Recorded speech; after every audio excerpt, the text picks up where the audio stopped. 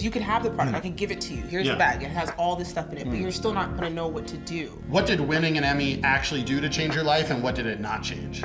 It didn't change a damn thing. I woke up the next day. Hello everybody, welcome to Tea Time with Jesse. I'm your host, Jesse. Hi, Jesse. And here today we have our host, Jules, two-time winning makeup artist? Yes. Makeup artist, makeup technician, makeup artist, makeup performer. Performer. You like that? I like performer, but I do perform. Performer is, it is a type of performance. And so very excited to have you on here. We're going to talk about makeup. We're going to talk about, figuring out Hollywood stuff. And also there's a lot of other interesting cross-cultural questions I'm always interested to hear about. But to start, we're going to start by making this Young Twin Snow Jasmine tea. So this is your basic kind of jasmine tea. Give it a smell. Yeah. Oh, that's amazing. Very nice. So the a lot of the jasmine tea in the States is like they take green tea and then they spray it with jasmine oil, so it smells really good, but then you're covered in oil. Whereas what they do with this stuff is they take the jasmine leaves. And then they take the green tea leaves, they lay them flat, and then they put jasmine flowers on top of the leaves. Wow. And at night, the leaves, the flowers open up, and they put their scent into the leaves. And then the next night they do it again, and the next night they do it again, and the next night they do it again. And so they scent it 4 times. And then that's what gives the jasmine tea. It's green tea, but it gives it the jasmine flavor because it has it's been scented a couple times before. That's really beautiful. I feel like you would enjoy that cup of tea much more if you knew the process. Yeah, this is part of the fun of doing the tea stuff on the internet for me is like in China, because I didn't know this before I went to China either, but there's like they've spent a lot of time figuring out how to do tea in a really good way. And it's not to say it's the only good way, but it is a very good way. So we'll drink this one. Normally for the first steep of tea, you pour them out over the tea pets. Over here we have 2 tea pets on the table. We got a little tiger. Oh, little tea pets. Yeah, there's little pets and a puffer fish. But because this green tea, you don't get too many steeps of it, we're going to drink this first steep as well, which is not a problem. And you didn't... Yeah, smell that. Ooh, wow. Nice. There it is. Now I smell it. Jasmine. You didn't leave it in there for that long. No, it doesn't need to be in there for that long. For this one, I'd say maybe 20 seconds or so is pretty good, and we'll get it a little bit longer steep time as we start up. But do we cheers? Cheers. Yeah, there we go. Enjoy. Oh, wow. Wow. What do you think? Wow. You're drinking it fast. It's hot. Oh, yeah. For tea people, it's like I have no sensation left in any of these fingers. Okay, because I'm over here like, okay, taste buds. Yeah, you don't need you have no rush. Throat. It's tea time. There's no rush in tea time, right? Yes, relax. I was, one must be one with the tea. Yeah, exactly. It was funny, because normally I'd have had a little bit of tea before the shoot, but then I was like, well, I'm not going to have tea and then have tea again. So I was like, maybe I was waiting. I was like, I'm ready. This is really good. Yeah. What does it taste like? In the best way possible, I mean this. It feels like lotion. That's in my throat, but in the best way possible. Not like in that weird, it's very soft. Not like normally when you swallow your lotion. Lotion, right? It's like it's very soft. It's very comforting. Yeah, this is the jasmine tea is really, it's one of those teas that made its way over to the States. Like if you say jasmine tea, people know about it, but some of the teas like that are not good, but actually jasmine tea is good. Wow, yeah. It feels like it should have a weird taste after you drink it. There's this burst of something. Aftertaste. Yeah, but I like it. Yeah. Which is normally I don't. So when you do the jasmine scenting with the actual flowers, what happens is it kind of soaks into the tea. And so it's not like, ooh, I smell jasmine. Yeah. It's like the whole flavor of the jasmine is kind of in the tea. So there you go. Very good. So thank you again for coming on the show. So you have won 2 Emmys as a makeup artist. Yes. How did that get started? Were you always into makeup from as a kid, or? I was. You were. I was always into makeup. My mother grew up in Haiti. Okay. In a small town, Go Naives, and she always loved makeup. She would literally, because she grew up, poor, she would go and get coal or roses and make makeup out of them. So whatever they had around. Whatever she had around. Wow. So as she got older, she, of course, then she had a job. So then she would buy so much makeup. Like every time we went to the mall, we were at the beauty counter for at least an hour. Like her trying on things, and I mean all kind of brands. So, and she always encouraged us to wear makeup. Me and my sisters, like it was almost an offense if we didn't have makeup on. She would be like, "You look like a man." Yeah, you look like Mom was pretty brutal about it. Yeah, she was. And my sister, poor her, she had like really bad acne growing up, and she would just be like, "If you don't put something on, like." Jesus Christ.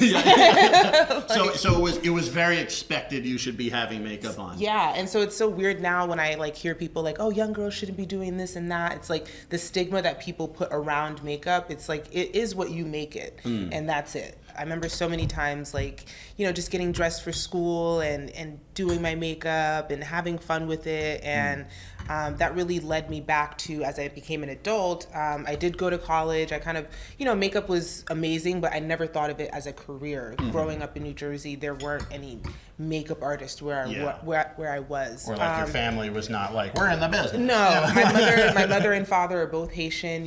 My mother's a nurse, a registered nurse. She did that after coming to this country, having to learn English, having to learn everything, not finishing high school. Easy. She became an RN, which is like one of the hardest. Impressive. Yeah, which is like one of the hardest degrees, bachelor degrees. A lot of native speakers don't stick it out through that program, you tried? I tried. I had to. Oh, your mom when was you like, have parents like that, like it's not even a thing of like I don't want to or what do I want. Like you just have that respect that what they say, you do it. She's really a big reason why I was able to become a makeup artist, because after a while, I think she just realized like this girl's not letting up on this. Like she really wants to do this. I would take clients before work, on my lunch break, after work. Like I was not playing around. So you started getting into these things, and like what's kind of like the average day like if you're on a shoot or like doing a show? So if you're doing a show, so I did the Reel. What's a specific show you worked on? Yeah, so I did the Reel, which is a daytime talk show, and a typical day would be getting to set at 5 a.m. 5 a.m. Getting to the set at 5 a.m. Oh my God. No traffic. No traffic. LA. And here's the funny thing. Like when I used to have to work 9 to 5, I would get there at 9:30 and take a breakfast break. Yeah. Now I go to set and it's like I'm there 15 minutes before. I want to check in with the lighting people. I want to check in with the the camera guy. What's our angle? It's amazing how different you act when you care. Yes. Like, you're on this set. You work on the hosts. What are the talent like? Because what sort of people have you worked with? What are like the sort of clients that you've been working so I have actresses. I mean, I've had all kind of clients. I've been really blessed to like be in so many different areas working with makeup. You'd be surprised where it will take you. Everybody needs makeup. Male, female, children, infants, sometimes animals. Infants. Is that like a specialty? Animals. Touch them up. Fluff the hair. You ever see there's not somebody on set to fluff that dog up? Oh yeah. There is. There's a dog fluffer. Oh my God. Here's the thing. Like when you see somebody like a movie star or something like that, you think of them as a movie star because of how they look, because it looks unattainable, actually. You don't think like that, but that's really what it is. You know what I mean? You need $2,000. Something about that person is different. Exactly. And then that's what makes you think of them as, that's also part of it. Yeah. So when I'm doing somebody's makeup, I want them to look like nobody or nothing that you've ever seen before. They should look like they spent 2 hours in a chair and, had all this stuff done. I feel like a lot of times people are like, young people may not know that. Well, here's the thing. I think the change in the industry where, we're older, so I feel like back in our day, celebrities and movie stars were something that it was already like, that's part of a different world. That's not our world. Yeah. That's their world. And we go to the movies to see them, and we go separated. But now on the internet, it's not like that everything at all. is together. So now you do feel like you want to look like Brad Pitt, and you do, and you feel like, or even more than that, like, for makeup accounts, like it's usually like regular people. Yeah. It's like the video might be somebody in a room that looks like it could be your room, and then they're doing this makeup and they look great. Yeah. I don't know why I get so many makeup videos sent to me, as I've never purchased makeup and I don't have any makeup on. I was gonna say, I was like, is it inappropriate to invite the guest on to be like a makeup guest on and then ask if she would like do makeup for me beforehand? If people think that this is something like, oh, if I just had that skill, or if I just had that product, I can be that person. Yeah. Is it starting to blur? It's already blurred, because you could have the product. I can give it to you. Here's the bag. It has all this stuff in it, but you're still not going to know what to do. And I think as artists, like, that's just where we feel a little like infringed on, because we are artists. It's not just that I have all the products and stuff like that. I wasn't even doing good makeup when I first started. Like I would cry because it was so bad, and I was like, I just want to be good. Why can't I do good makeup? Because it comes with time. It comes with learning. It comes with failing. It comes with trying the black eyeshadow and it falling all over the face, and then you having to fix it and all this kind of stuff. That's where it comes into. So people thinking that they can just go to the store and pick it up and it's going to do what it's going to do. It's doesn't work like that. It doesn't work like that. But at the same time, because I came from a background of just playing with makeup, it's like, I do get it. Like, you do want to have fun with it. I just think the expectations are too high now. Like, before you could just put the makeup on, you would do your own thing. Now there's this, you have to look like this or you have to look like that. And that's not even how I grew up with makeup. I just put it on, and however I looked. Do you feel like nowadays, like, young people are almost under more pressure because they don't have that freedom to explore? Yeah. Because, like, Yeah, and it's almost like sad, because you don't get to just make those mistakes anymore and just do the goofy thing. Like, if it's not perfect now and it doesn't look like what it looks like on Instagram or any of those social platforms, it's like, it's not good. Yeah. I've thought about this a lot, especially as somebody now that makes more stuff on the internet, because you don't know who's going to be seeing your stuff. So it could be, it could be somebody in their 60s. They could be 8. Yeah. I don't ever want to give the impression that, like, oh, tea is like unattainable, like,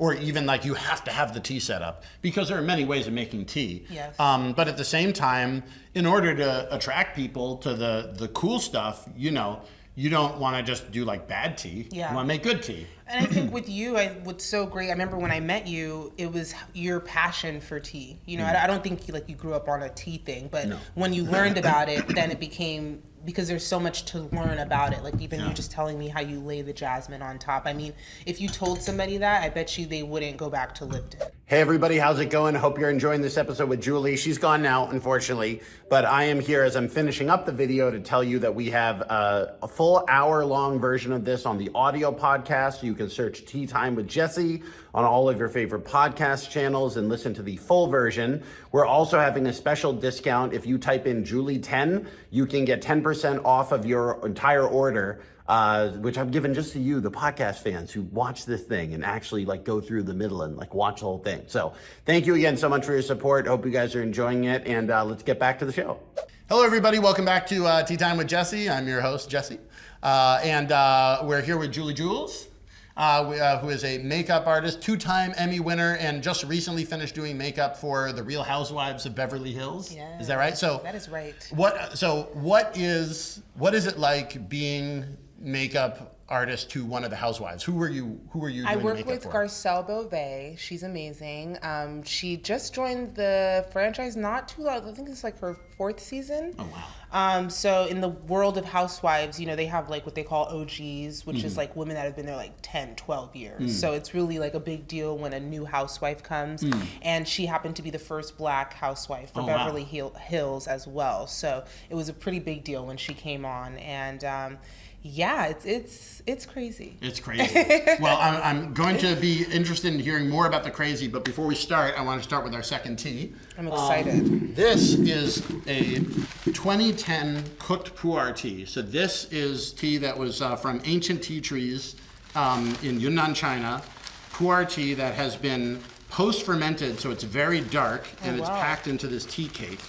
You can see here. Wow. So the actual tea cake itself is this sort of tea cake. I love that. It's a disc. It's actually the same one as the one behind you over there. Oh, and you just keep them displayed like that. Yeah, so they age. So this is a thing. So you put them on display, they age, and then over time you can come back and either a lot of people in China will buy multiple cakes, so they can be aging some of them, have one for a gift, but then also be drinking one of them at any given time. Wow, that's so beautiful. So this is cool. So this is 2010. So that's 13 years age now, as of the current filming. And I basically tear off a little bit. There is a little knife that you can use, but this is actually packed so loosely that you can easily tear it off with your hands. And the This is a cooked pu'er, so it's very good for your digestion. Love that. And it's a very, very dark, very earthy. In the West, what Americans call black tea, the Chinese call red tea. So, and what the Chinese call black tea is this, and it's very hard to find. I love black tea, but I probably love the other one. You love the other one, but this is kind of even more black tea than black tea, so this will be cool. So we're gonna make the tea. You'll see instantly, basically, it's already very dark. This one, we are going to do a wash steep. So this first steep is poured into the pitcher. And then what we get out of this first steep is the fragrance. So you can smell the fragrance from there. Oh, wow. This is really nice. So one person told me they said the fragrance smells like a library. Or fish. So this first steep we put into the cups, and then we actually dump it on our teapots. Oh, yay! So you can pick. We have the puffer fish and a tiger here. I'll do the tiger. Okay, I'll do the puffer fish. I think I'm a Leo rising. There we go. Ooh, that was hot. Yeah, a little hot. Woo! You can smell the cup as well. Very pretty. Very nice. So the Do you have the puffer fish because it's like a delicacy there? no, I mean the teapots they originated as like extra cast off pieces of clay. Like potters would have extra clay and they would throw them in the kiln, and why not put it into an animal? And so generally the idea of the teapot is that whatever attributes the animal has, you gain by pouring the tea over it. So if it's a tiger, you get strength and wisdom or whatever tigers are known for. And as a pufferfish, I guess I get like battered around by dolphins wanting to get high. I don't know what I just got there, karma-wise, but check out how dark it is. Oh, that's amazing. But it's the really good tea quality. You can tell because it's dark but also clear. So it's not like muddy. It's just dark. Which is nice. So here we go. And there's like a specific time of day you drink this kind of tea? So all of these teas will have caffeine in it. This one has less than others. So if you were going to drink tea leaf tea at night, this would be a good choice. But the first wash also washes out some of the caffeine. So if you were to drink it at night, it would be a good choice. But generally, because it has caffeine, I don't usually drink tea after like 5 p.m. or anything like that. Oh, okay. So cheers. Here we go.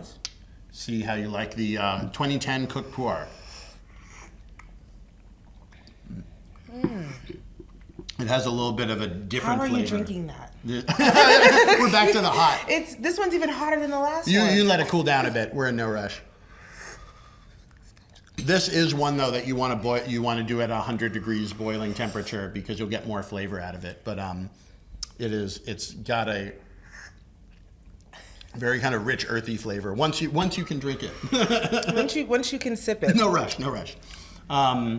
So and then I also asked you, I remember, like, you don't add anything to your teas. Like, you don't add honey or... Usually you don't, because the idea behind the whole gongfu tea aesthetic is kind of like, do what you're doing well. So if we're going to drink tea today, let's get good tea.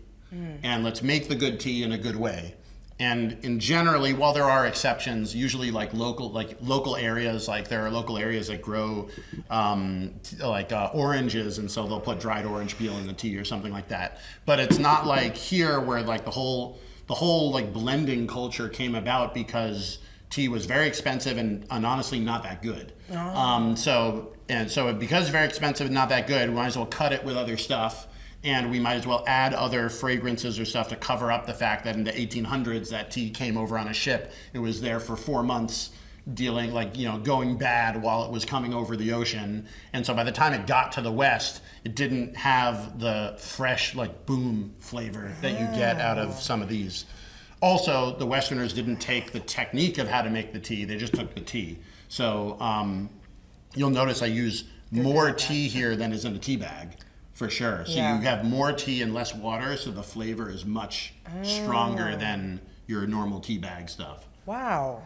You learn something new every day. There's a lot to it. Back to the housewives. Yes. So you were doing makeup for one of the housewives, and what were they like? Like, what's like working every day, day in and day out with a celebrity who's on a show getting their makeup done? It's It's fun because, I mean, at least for me, because I get to like, I'm like, ooh, what am I going to do today? Like, you know, they have to, it's for TV. So they have to do these, you know, you want to do standout looks. Stuff, you want to do, you know, eye stopping, eye popping looks. It's not like if you're on like a news program, they might want you to look just proper. Exactly. But not the housewives. Not the housewives. Not the housewives. No, you definitely, this is your time to go for it and do the big look, you know, and especially with Beverly Hills, they're always doing like themes and stuff like that. So I remember like one night they had like a 70s night. So, you know, we put a big afro on her and stuff like that. They had like they had a Chinese New Year party one time, and we did, one of the ladies had this like sick crown on with like, and her face paint was almost like geisha. Oh, wow. But like, you know, like it's toned down. But it was still like, it's just fun. It's fun. You get to do more than the average. It's almost like you're a contestant on the show. You know, or like if they're like, all right, today you're doing a 70s party, that's really you. It's like, you know, Thank it's you. like, I'm glad somebody like, recognizes. you know, I mean, you know, there's value in being a model, but like, you know, if you don't come up with that look, then they're not going to have it. And that's what's so great about Garcelle. Like, she knows that it's a team effort. Like, and even with the hairstylist, I'm like, okay, well, what are you doing? Because depending on what she's doing, that's going to, you know, come into where I am in my makeup world. Together. Right. If she's going to do a bang and a, you know, a long wig, there's no need for me to be doing, you know, a wing liner. It's going to be cut off. No one's going to see it. So, you know, it's really a team effort. And when you have a client like that who understands that, it's so much more fun, because then you can just really, you know, you guys can all collaborate together and go big with it. It's a lot of fun. Nice. And with the show, we literally do film like 4 days a week. So we are doing her makeup sometimes like 4 or 5 times a week.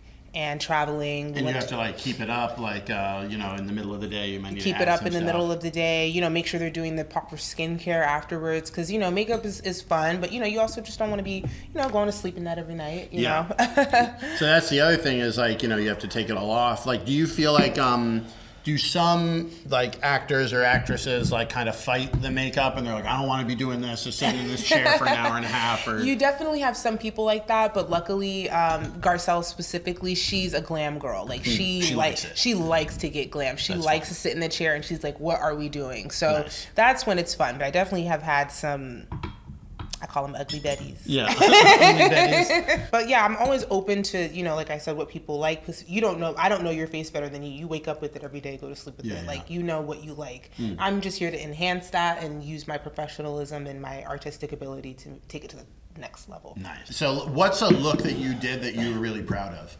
Ooh. I would say the last reunion we did for Real Housewives of Beverly Hills, I really loved the look I did. And it may sound like really trivial, but those days are really hectic and crazy. Those are like 18-hour days.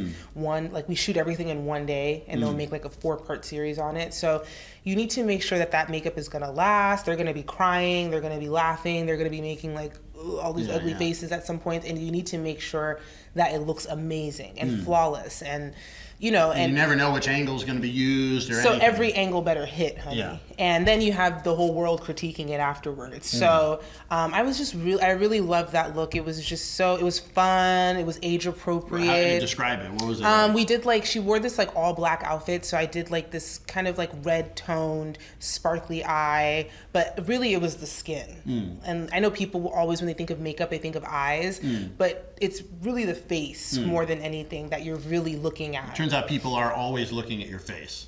Like whether it's like, but this is funny. Like there can be like, you're like, oh, let's get these details but really, right. They're trying to take in the whole thing. You need the whole head. The whole head is always there. What was it like winning an Emmy? Winning, like I feel like it's not something that you can like, I don't know, dream of, because it's something that really the stars and everything, the universe, everything has to align. Everything has to align. Really, it's not something that. It's not like, oh, the best 5 people get nominated and then the best person wins. Right. It's not that at all. So it was nothing that I had ever dreamed about, just because I feel like it was a dream that was beyond dreaming. But to first be recognized, even to be nominated, I think is amazing, especially as an artist. There's not many places in the industry where we're highlighted. What's the situation right now for Black people in beauty in the Hollywood scene? I would like to go out on a limb and say it's better, because it is better, but I don't think we're anywhere near where we need to be. You still have people, and it's not the fight of because you're white, you can't do it. It's more so you're white and you haven't had to do it. So I'm not blaming you. Like what are the things that people haven't had to do? You haven't had to work on black skin. You haven't had to work on black hair. You haven't had to, because for so long, most of American television has been white people. White people. Yeah, well, this is a big thing. In China, like, I'm putting my hands up. Don't shoot me. No, I'm not. This is not. I don't think anyone's debating that. That was bad. This was one of the funny things about doing shows in China is that I would go into the makeup and you would see some of the makeup techs had clearly worked on white people before, but a lot of them had not. Yeah. Because it's all Chinese people. Yeah. So I would notice a big difference in quality between one makeup artist and another when they did my makeup. So what suggestions would you have then to people who are, let's say that, whatever race you are, but just saying, I want to get practice on those other people. Then get your practice. I mean, a lot of how I started was I was on Craigslist, which, I mean, I don't know how viable that is anymore, but I would literally, there would just, be models on there and they would want to work, or photographers on there and they'd want to work, and I would work for free. Yeah. Because I didn't know what I was doing and I wasn't good. I shouldn't be charging anybody. Also, I feel like, well, I don't know if I agree with that statement, because if you're putting your time and energy into it, it's like, sometimes people are too humble in saying about, I was not good. You were not good? I was not good. It was Let's bad. cut to the not good. No. Like, it was just, I wouldn't want to, and if I was charging people $50. You know what I mean? Like, I made sure the price matched the work because it was not there. We're running out of time, unfortunately, but I have a couple last questions that I kind of want to do some quick response to. Yeah, so maybe quick one fire. sentence, 2 sentence max, get into some of those topics. So first question is, what advice would you have for people who are looking to get into the makeup industry today? Be confident in who you are. Be confident in what you want to do. I remember I met Mariah Carey's makeup artist at the airport really quickly. We had a talk, and the one thing I took away from him was he was like, what do you do? And I was like, oh, I work at UCLA and I do makeup on the side. And he's like, you're a makeup artist. Start telling people that so that they know that and they believe that, because you doing all this UCLA makeup artist thing, I don't know what you are, and I'm walking away from the conversation. Make it easy for people to know who you are and what you do. There you go. That's a good one. What is if you had to say to somebody like me that has no makeup knowledge whatsoever, what are the basic things I should have for getting some sort of realistic makeup done? Brushes, foundation, concealer, lipstick, setting powder. Okay, this is already a lot. I asked this question being like, I'm really going to listen. What was a moment that you kind of had to fight through in being a professional makeup artist? One time I did this girl's makeup. I think I was doing it for free at this point, but she wanted a look that I did on somebody else. And like I told you, I don't remember what I did on the last person. So when she asked that, I was like, okay, cool, perfect. And it happened to be this really smoky eye with glitter on it. Like, I don't know what I was thinking that day when I did that. And I did it. And if anybody knows black eyeshadow, like, it's just imagine black powder. It just, if it gets somewhere and now it's smearing, it's doing everything. And that happened. And I took off all the makeup and I left. I'm like, I'm gone. I was like, she's like, is it bad? I'm like, it's not good. And I left. I left. Last couple questions I'm thinking here. What kind of tea do they drink in Haiti? Do you know? Oh, I haven't grown up drinking a tea. We make a great coffee, and it's kind of the same process. I can't remember the name of the thing that we use, but it's this long cloth and it has a ring around it, and you put the beans through there and it seeps it out from this cloth thing. My mom's gonna kill me for not remembering the name. And it's the best coffee I've ever had. Like, I don't like start, like, if it's not that coffee, I don't want it. You're not drinking it. And we also make a hot chocolate from cocoa. I'm in on that. Yeah, and I'm a big hot chocolate guy. It's so good, and we eat it with the bread, and it's it's really so good. It's I gotta look up the Haitian hot chocolate. Yes, and and make it the same way, and they put what's that clove thing that they put in there, and Cloves? it makes no, not cloves. It's like it looks like a star. Star anise. Yes. Yeah. They put that in there, and it gives it that little bitter. Yes. Nice. Yes. And there's no do we put sugar in there? No, I don't remember, but it's so good. It's really good. So good. That sounds really great. What did winning an Emmy actually do to change your life, and what did it not change? It didn't change a damn thing. I woke up the next day, and I was just a girl with 2 Emmys now. Here's the thing. Winning an Emmy is great. Now, what do you do after that? Because it's not like you get a check. It's not Wheel of Fortune. I don't get the Emmy and $10,000. Yeah. I get the recognition. So you have to now work for that. You need to now put yourself out there and let people know that you have this going on, and put yourself on a platform that I'm this amazing person now because I have these 2 Emmys. How do you deal with that, or do you suffer? I suffer. I suffer, and then I have to remember that I was that girl who didn't even do great makeup. You know what I mean? And wanted to be a great makeup artist and wanted just to do makeup every day for work, and that's how I make a living. So that's what I have to remember. That's kind of what I come back to also. Like sometimes if I have a bad show or there's like troubles with the lights or the cameras or whatever, I'm like, whatever bad happened today, it happened doing something I enjoy doing. And then one last question. If you had a little tiger tea pet, what name would you give to your little tiger? My little tiger? Journey. Journey? Journey the tiger? Well, Journey there you the go. This is yours to keep. I love gifts. Yeah, so there you anything. go. Give me anything. Give me Tea toilet pets. paper. So enjoy Journey the Tiger. Thank you so much for coming on to the show, and for everybody, thank you so much for watching, especially if you stayed here to the end. For those of you who don't know, Jesse's Tea House, we have a tea shop where everything that you see here, the tea pets, the tea sets, all this stuff is get you a journey. All of this stuff is on the shop, and we do things a little differently. We get everything over from China on a boat. I have a warehouse in the States, so if you order any of the teas or tea stuff, it's coming from the US, so it'll get to you fairly quickly, and it's definitely the best way to support the channel and enjoy great tea times with people. As you can see, like the thing I liked about tea that I did not think about before I got into tea was just how good it is for having somebody over and chatting. Yes. And that's what the tea really does. So beyond having good flavor, it's also a way to be able to hang out with your friends. So thank you all so much. Where can they find you on the internet? J. Jules Beauty on all social platforms. Great, awesome. So everybody, if you're into the beauty stuff or if you really need help, and some people need help, don't they? They do. Don't worry about needing the help. Get the help you need, and go and learn how to do makeup or check out your channel for some tips on how to do that. And also, I don't know where we're going to be able to fit this in, but I think you're going to do a makeup thing for me now. We're going to do it now. So we're going to do that now, and so maybe we'll play some music over that or something, but who knows. But thank you again so much, everybody. Thank you, Julie, for coming. Thank you for having me. We'll see you guys in the future. Bye. Have a good one. So I'm not going to put like a brown on you. Cleaning the face. All right. You always want to make sure you do this because you don't know heels, and it's for men. Moisturizer for men. So again, men have different skin than women. Your guys' skin is all the way up. And so what I'm going to do is I'm just going to, and you have to trust the process. Yeah. Well, I'm trusting you. Oh, because that'll minimize on your time. So if I didn't know where these sponges were in my kit. And so here's another thing. How makeup looks in person versus so you might feel crazy in person and then you look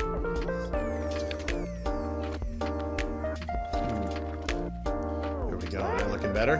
This is just a little powder to kind of get a little redness going on. So you look like you're past it ready. This is just lip balm. So you just want to look, act like yourself again. It's this weird, crazy. It's ever so slight. Looking good? Leave some messages. What do you think, guys? We'll have some sort of before and after shot maybe. But I think it looked pretty good. It's good, especially really good for only a couple minutes. That's great. Thank you so much. I appreciate it. Very fun. Very fun. Thank you. All right.